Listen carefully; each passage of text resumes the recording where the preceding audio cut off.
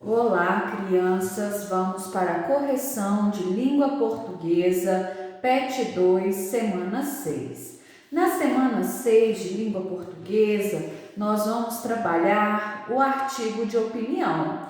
O artigo de opinião, como outros textos, ele tem uma introdução, um desenvolvimento e uma conclusão, E eles têm algumas características próprias. O uso da argumentação e persuasão, os textos escritos na primeira e terceira pessoa. Normalmente os textos são assinados pelo autor, possuem uma linguagem simples, objetiva e subjetiva. A maioria dos seus temas é da atualidade e possuem títulos polêmicos e provocativos. O verbo aparece no presente e no imperativo.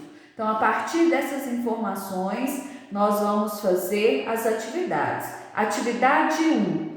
Leia o texto, que é uma capa da revista Época, do dia 10 de setembro de 2007. Então, a partir da interpretação da capa da revista e do texto que se apresenta, que vocês vão ler com atenção, nós vamos fazer as próximas questões.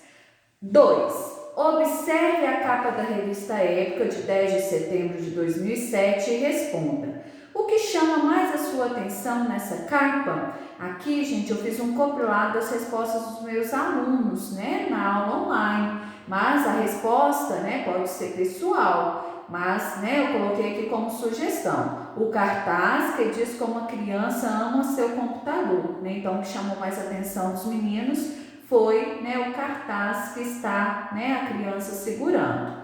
B. Descreva a criança que aparece na capa. Negra, bonita, sorridente, do sexo feminino. C. Qual é o tema principal que será abordado nessa revista? O uso de computadores por crianças e adolescentes.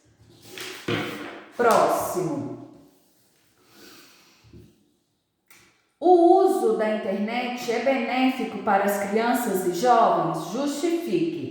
Sim, mas precisamos nos ater a um equilíbrio ao tempo de uso e ao conteúdo acessado. Nós sabemos que a internet tem um emaranhado aí de opções, que podem nos auxiliar, nos ajudar, mas nós precisamos ter um equilíbrio aí, ao tempo de uso, aos cuidados, ao que é permitido nós acessarmos e tudo mais. Exponha 3 benefícios com o uso da internet que você conhece. Facilidade de pesquisa, fácil comunicação, informações mais rápidas, Então, são esses alguns dos benefícios, mas vocês podem elencar outras opções também. B. E quando passa a ser prejudicial ou perigoso o uso da internet pelas crianças? Quando acessam conteúdos não próprios para crianças e o tempo de uso. Nós sabemos que tem criança que fica o dia todo aí diante da tela de um computador, jogos, acessando, às vezes, conteúdos que não são permitidos. Então, nós precisamos nos ater a isso. 3. Marque V para as afirmações verdadeiras ou F para as falsas. Os temas encontrados nos artigos de opinião costumam ser polêmicos e de relevância social. Verdadeiro, está adiante lá no nosso texto, B. O artigo de opinião deve ser assinado por seu autor, assumindo toda a responsabilidade do que escreveu. Verdadeira, essa informação também está lá no texto. C. É um gênero textual que pertence à esfera artístico-literária.